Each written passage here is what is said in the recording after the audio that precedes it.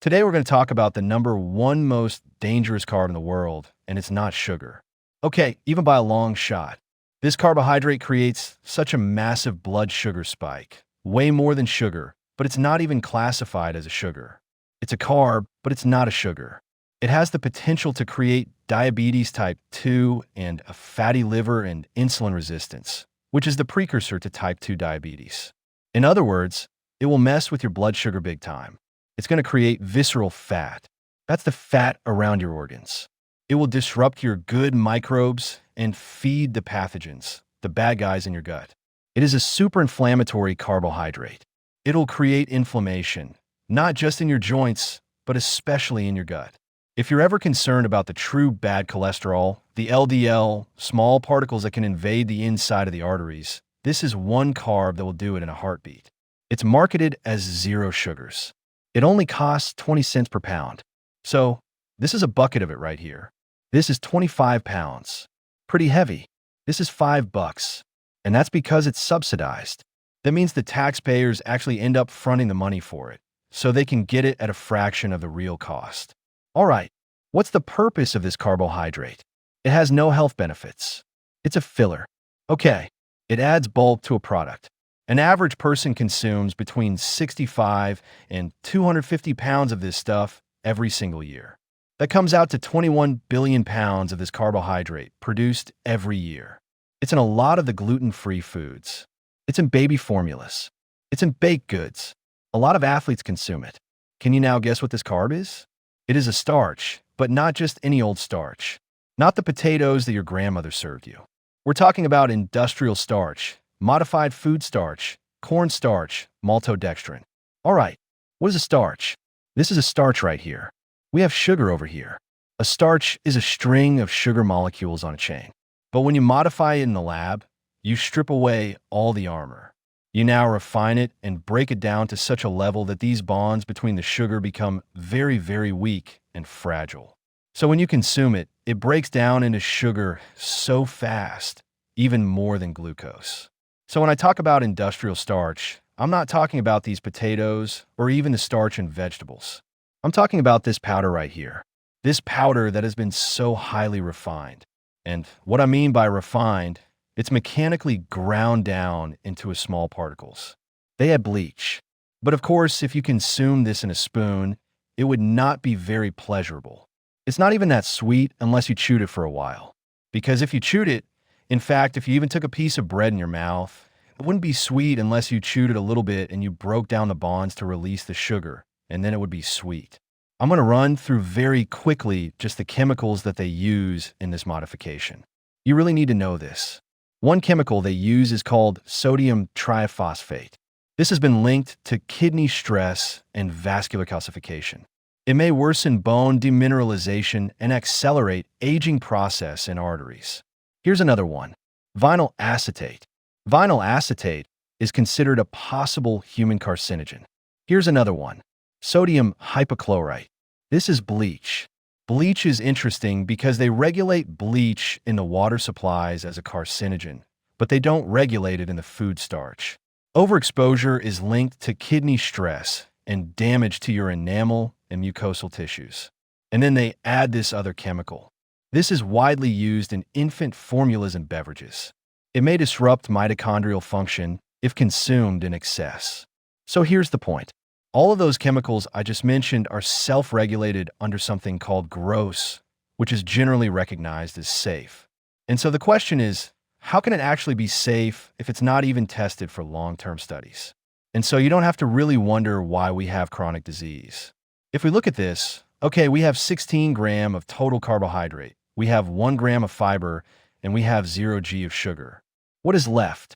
We have 15 grams of a carbohydrate that is not listed on this nutritional facts. And that is why starch is invisible.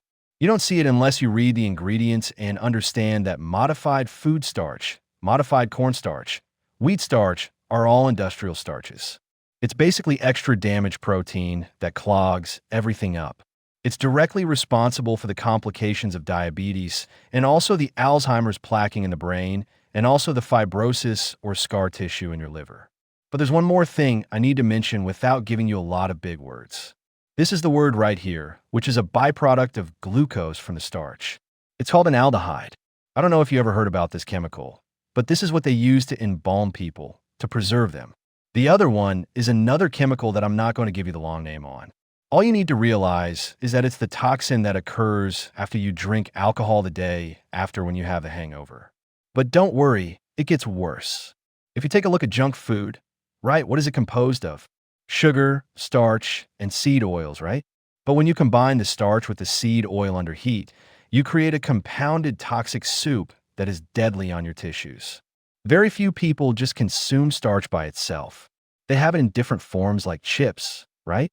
Potato chips, which is mostly seed oil and refined industrial starch. And if you go in the snack aisle in the grocery store, you'll see all sorts of versions of these chips or crunchy things with basically seed oil and more starch. I mean, chips have like 65% starch, 30% oil. Then we get crackers. Here's the Cheez-Its, right? 70% starch, 25% seed oils. Then we have cereals, 80% starch. Sometimes they put seed oils, but mostly they add sugar to that. But there's usually always some seed oil involved. What we got in bread? 75% starch, maybe some sugar, but definitely seed oils. 15%. Pasta has starch. We have 15% seed oils. French fries, 80% starch, 15% seed oils. So, what's really bizarre to me is that so many of us have been focused on sugar for so many years, but the starch is actually consumed in way higher quantities. And actually, it's more deadly. Now, remember, I'm not just picking on starches. I'm not picking on this potato you'd get from the garden or vegetable starches. I'm picking on the industrial starches like these mashed potatoes that have been highly processed. There's a big difference between you cooking this and you just adding water to this right here. But of course, some people say, I don't eat cornstarch. But then if you look in their pantry, they usually have some Pop-Tart or some other food that has modified cornstarch. But because they don't read the label, they don't know. And then they'll tell me, well, it's organic, but look at how much starch and seed oils that are in here. It's the same as non-organic. What's pretty wild is I was in the grocery store the other day and I bought these hot dogs. The third ingredient is modified food starch in hot dogs. Why? Because it's a filler to add bulk. So if we look at the definition of food, that which is eaten to sustain life, promote the growth and repair of tissues. Does the ingredients in ultra-processed food calories, aka junk food, industrial starch, fit this definition? No, it does not fit the biological definition of the word food. And it shouldn't be called food, but it is because of various loopholes that is built into the legal definition of food, which is a completely different conversation. I'll do another video just on that. So they can actually keep selling it and calling it food. The basic 3 ingredients for most junk food, ultra-processed foods, sugar, usually synthetic sugar, makes up 5 to 20% of that.